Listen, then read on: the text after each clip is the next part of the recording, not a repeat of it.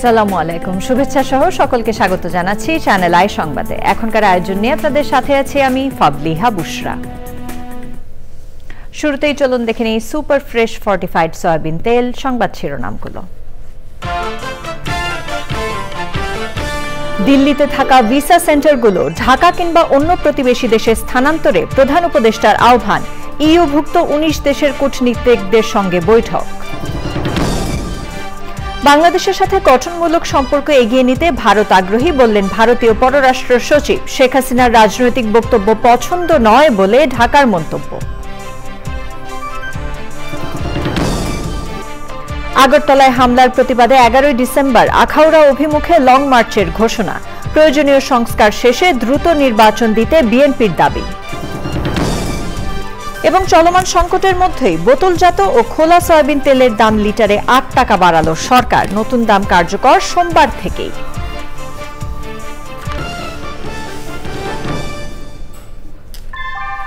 আমরা তৈরি করি বিশ্বমানের জার্মান প্রযুক্তির ভূমিকম্প সহনশীল থার্মেক্স রড, যা আপনার স্থাপনাকে নিরাপদ রাখে প্রজন্ম থেকে প্রজন্ম। সালাম স্টিল, মোস্ট ডিউরেবল স্টিল। সংবাদ শিরোনামগুলো জানাচ্ছিলাম। এখনকার সংবাদ আয়োজন একই সঙ্গে চ্যানেল আই এর ইউটিউব চ্যানেল এবং চ্যানেল আই এর ওটিটি প্ল্যাটফর্ম আই স্ক্রিনে লাইভ স্ট্রিম হচ্ছে। এবার জানাবো বিস্তারিত খবর। দিল্লিতে থাকা ইউভুক্ত দেশগুলোর ভিসা সেন্টার সরিয়ে ঢাকা অথবা প্রতিবেশী কোনো দেশে স্থানান্তরের অনুরোধ করেছেন প্রধান উপদেষ্টা ডক্টর মোহাম্মদ ইউনূস। ইউরোপীয় ইউনিয়নভুক্ত দেশের কূটনীতিকদের সঙ্গে বৈঠকে তিনি এ অনুরোধ করেন। বৈঠকে শ্রম অধিকার, বাণিজ্য সুবিধা, জলবায়ু পরিবর্তন সহ বিভিন্ন বিষয় নিয়ে আলোচনা হয়েছে। মোস্তফা মল্লিকের রিপোর্ট। ইউরোপীয় ইউনিয়নভুক্ত ইইউর বিভিন্ন দেশের কূটনীতিকদের সঙ্গে দুপুরে বৈঠক করেন প্রধান উপদেষ্টা। 19 সদস্যের প্রতিনিধি দলের নেতৃত্বে ছিলেন বাংলাদেশে নিযুক্ত ইউরোপীয় ইউনিয়নের head of delegation Michael Miller. প্রধান উপদেষ্টার সঙ্গে বৈঠকে অংশ নেন পররাষ্ট্র উপদেষ্টা তৌহিদ হোসেন। প্রধান উপদেষ্টা কূটনীতিকদের বলেন, সম্মিলিত এই উপস্থিতি প্রমাণ করে ইইউভুক্ত দেশগুলো বাংলাদেশের সঙ্গেই আছে।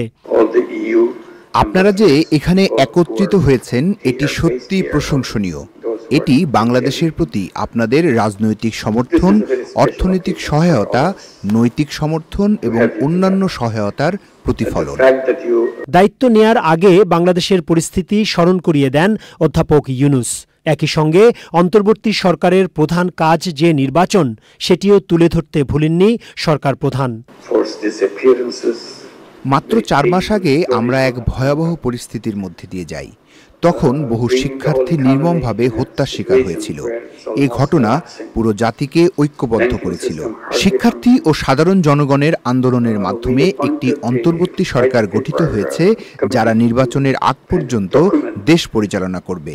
নির্বাচনের প্রক্রিয়া চলছে।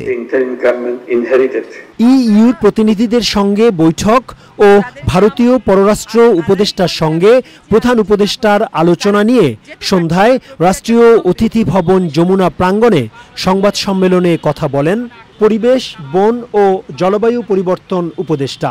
আমাদের কিছু বাণিজ্য সুবিধা ইউরোপিয়ান মার্কেটে প্রাপ্তির ব্যাপারে আমরা আমাদের কথাগুলো বলেছি। আমরা রোহিঙ্গা সমস্যার সমাধানের বিষয়ে কথা বলেছি। তারা আমাদেরকে মানবাধিকারের বিষয়ে জানতে চেয়েছেন।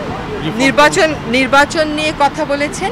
তাদের কাছে আমাদের একটা সুস্পষ্ট অনুরোধ ছিল যে তারা যেন এই ভিসা সেন্টারগুলো দিল্লি থেকে সরিয়ে অন্যত্র স্থাপন করেন। আমরা ভারতীয় সচিবের সাথে যে প্রধান উপদেষ্টার বৈঠক হয়েছে, সেখানে আমাদের পক্ষ থেকে এবং তাদের পক্ষ থেকে বারবার তারা বলেছে যে তারা বাংলাদেশের সাথে দ্বিপাক্ষিক যে সম্পর্ক, এটা এগিয়ে নিতে এবং আরো জোরদার করতে আগ্রহী।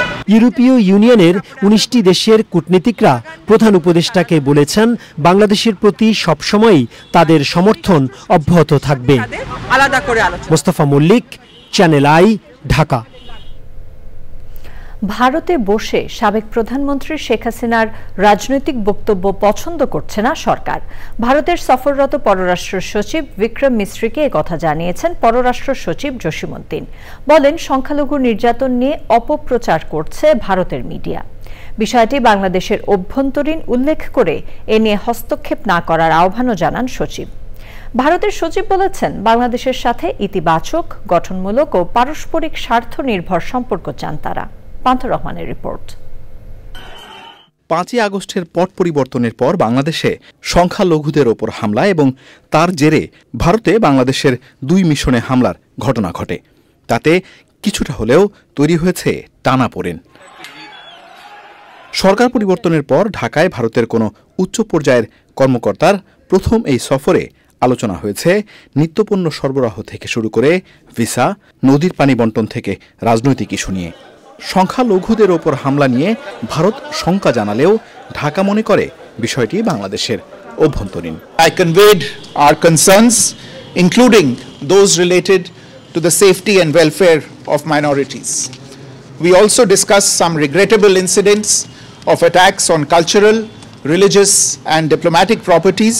We expect overall a constructive approach on all these issues by the Bangladesh authorities, and we look forward to moving the relationship forward in a positive, forward-looking and constructive direction. বাংলাদেশের জুলাই আগস্ট বিপ্লব এবং বিপ্লব পরবর্তী সংখ্যালঘুদের প্রতি কথিত বৈরী আচরণ নিয়ে ভারতীয় গণমাধ্যমে অপপ্রচার, মিথ্যা তথ্য এবং বিভ্রান্তিকর বয়ান রয়েছে।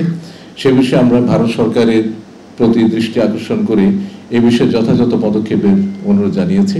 সেই সাথে আমরা এও বলেছি যে এটি আমাদের অভ্যন্তরীণ বিষয় এবং আমাদের অভ্যন্তরীণ বিষয়ে অন্য দেশের মন্তব্য সমীচীন নয়। 2 সচিবের আলোচনায় গুরুত্ব পায় সাবেক প্রধানমন্ত্রী শেখ হাসিনার ভারতে অবস্থানের বিষয়টিও। প্রাক্তন প্রধানমন্ত্রী তিনি ভারত অবস্থান করে যে সমস্ত বক্তব্য রাখছেন সেই বক্তব্যের প্রতি আমরা তাদের দৃষ্টি আকর্ষণ করেছি। আপনারা গতকাল শুনেছেন তিনি একটি বক্তব্য দিয়েছেন এবং সেই বক্তব্যটি সরকার পছন্দ করছেন না এবং তারা যে কথাটা বলেছেন যে her presence does not have any bearing on our relations. তাদেরকে আমরা বলেছি যে আমরা যে এইটা পছন্দ করছি এটা তাকে যাতে জানানো হয়। আমি স্বীকার করে নিচ্ছি যে ট্রাস্টের একটা ঘাটতি ছিল বলেই আমাদের এই প্রক্রিয়াটা পথটা অতিক্রম করতে হয়েছে এবং আজকের যে বৈঠক সেই বৈঠক হচ্ছে সেই ঘাটতিটা মেটানোর পথে এগিয়ে যাওয়ার একটা পদক্ষেপ। সচিব পর্যায়ের নিয়মিত এই আলোচনায় ভিসা প্রক্রিয়া স্বাভাবিক করার তাগিদ দেওয়া হয়। আনুষ্ঠানিক বৈঠকের পর পররাষ্ট্র উপদেষ্টার সঙ্গে সৌজন্য সাক্ষাৎ করেন ভারতের সফররত সচিব। Panthar Rahman, channel I, Dhaka. বিএনপি নেতারা বলেছেন নির্বাচন কমিশনকে শক্তিশালী করলে সত্যিকারের জনপ্রতিনিধি পাওয়া যাবে। রাজধানীর গুলশান কার্যালয়ে সংবাদ সম্মেলনে তারা বলেন নির্বাচন প্রক্রিয়ার সংস্কার শেষ করতে বেশি সময় লাগবে না। তারা আশা প্রকাশ করেছেন প্রয়োজনীয় সব ধরনের সংস্কার শেষে দ্রুতই নির্বাচন দেয়া সম্ভব। বুধবার ঢাকা টু আখাউড়া সীমান্ত পর্যন্ত লং মার্চ করবে বিএনপির 3 সহযোগী সংগঠন যুব দল, স্বেচ্ছাসেবক দল ও ছাত্র দল। রাহুল রায়ের রিপোর্ট। গুরুত্বপূর্ণ খাতগুলোতে সংস্কার করতে কমিশন গঠন করেছে অন্তর্বর্তী সরকার। এর মধ্যে নির্বাচন কমিশনও গঠন করা হয়েছে। বিভিন্ন সংস্কারের জন্য প্রয়োজনীয় প্রস্তাবনা ঠিক করতে বিএনপির সিনিয়র নেতাদের দায়িত্ব দিয়েছেন দলটির ভারপ্রাপ্ত চেয়ারম্যান তারেক রহমান। মূলত নির্বাচন প্রক্রিয়া সংস্কারে প্রস্তাবনাগুলো জানাতেই বিএনপি চেয়ারপারসনের গুলশান কার্যালয়ে সংবাদ সম্মেলন করেছে বিএনপি। আমরা নির্বাচন কমিশন শক্তিশালী করার কথা বলেছি। নির্বাচন কমিশনের একটা সচিবালয় করা, তাদের কিছু ক্ষমতা দেওয়া ইত্যাদি, এবং অন্য আইনগুলো প্রচলিত আইনের মধ্যেই আছে আর কি। কিছু প্রস্তাব আছে ডেভেলপ করার জন্য, এটার জন্য অধিক সময়ের প্রশ্ন নাই। যে কাজগুলো এগুলো সবগুলো গোছাতে প্র্যাকটিক্যালি 2 থেকে 3 মাসের বেশি সময় লাগার কথা নয়। এখন সরকারের সংস্কারের আরো বিভিন্ন সাইড আছে, প্রশাসনিক সংস্কার আছে, জুডিশিয়াল সংস্কার আছে, পুলিশ সংস্কার আছে, এগুলো সমন্বিত করে এটি নির্বাচন উপহার দিতে আমাদের মনে হয় না এটা খুব বেশি 3 থেকে 4 মাসের বেশি সময় লাগার কথা। ভোটার তালিকা হালনাগাদ, সীমানা নির্ধারণ, নির্বাচনের সময় আইনি বিষয়গুলোকে প্রাধান্য দিয়েছে বিএনপি। তবে দলটির নেতারা বলছেন সুষ্ঠু নির্বাচনের জন্য সদিচ্ছাই মুখ্য বিষয়। এই সরকারের তত্ত্বাবধায়ক ইন্টারিম সরকারের যারা থাকবেন তাদের যখন নির্বাচনী ফলাফলে কোনো ইন্টারেস্ট থাকবে না, এটি কিন্তু মুমকিন। তখনই কিন্তু তারা এই নির্বাচনের ফলাফলটাকে প্রভাবিত করার ব্যাপারে ইন্টারেস্ট হবে। That is the main concept behind caretaker government. ভারতের আগরতলায় বাংলাদেশের সহকারী হাইকমিশনে হামলার প্রতিবাদে বুধবার ঢাকা টু আখাউড়া সীমান্ত পর্যন্ত লং মার্চ করবে বিএনপির 3 সহযোগী সংগঠন যুবদল, স্বেচ্ছাসেবক দল ও ছাত্রদল। রাহুল রায়, চ্যানেল আই, ঢাকা। চলমান সংকটের মধ্যে সয়াবিন তেলের দাম বাড়ানোর ঘোষণা দিয়েছে সরকার। আন্তর্জাতিক বাজারে তেলের মূল্য বৃদ্ধির বিষয়টি মাথায় রেখে বোতলজাত ও খোলা সয়াবিন তেলের দাম লিটারে ৮ টাকা বাড়ানো হয়েছে। নতুন ঘোষিত দাম আজ থেকেই কার্যকর হলো।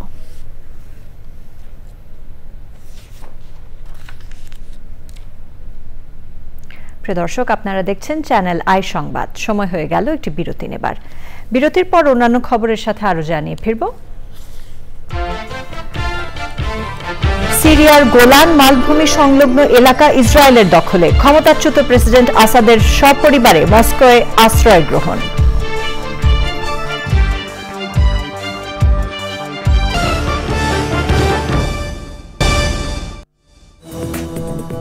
বিরতির পর সাথে থাকার জন্য ধন্যবাদ সবাইকে।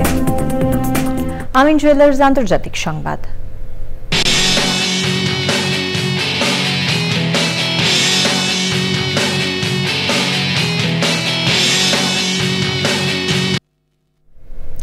প্রেসিডেন্ট বাশার আল আসাদের ক্ষমতাচ্যুতির রেশ কাটতে না কাটতেই সিরিয়ার গোলান মালভূমি সংলগ্ন এলাকা দখল নিয়েছে ইসরায়েল। ইসরায়েলি প্রধানমন্ত্রী বাফার জোন দখলে নেয়ার নির্দেশ দেওয়ার পরপরই সেনারা ওই এলাকা নিয়ন্ত্রণে নেয়। সিরিয়া পরিস্থিতি নিয়ে বিদ্রোহীদের সাথে জাতিসংঘ প্রতিনিধিদের সংলাপের আহ্বান জানিয়েছে রাশিয়া। এক্সিম ব্যাংক বাণিজ্য সংবাদ।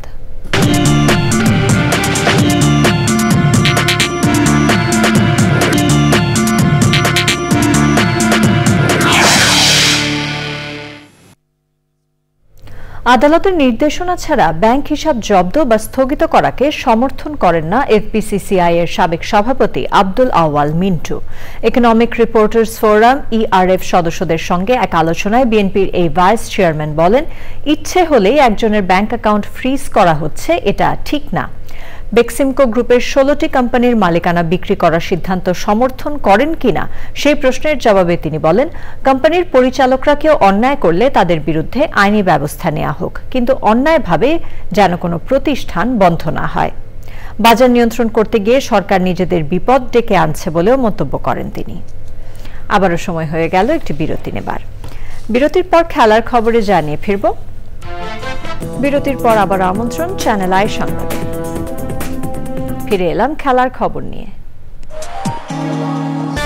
দিল্লিতে থাকা ভিসা সেন্টারগুলো ঢাকা কিংবা অন্য প্রতিবেশী দেশে স্থানান্তরে প্রধান উপদেষ্টার আহ্বান। ইইউভুক্ত 19 দেশের কূটনীতিকদের সঙ্গে বৈঠক।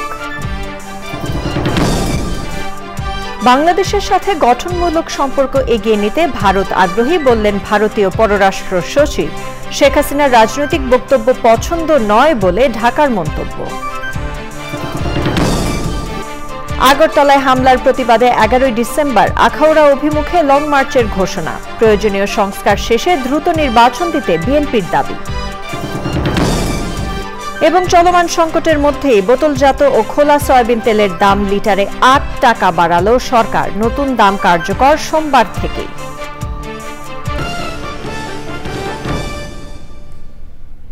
আমাদের পরবর্তী সংবাদ দেখার আমন্ত্রণ জানিয়ে শেষ করছি। এতক্ষণ সাথে থাকার জন্য ধন্যবাদ সবাইকে।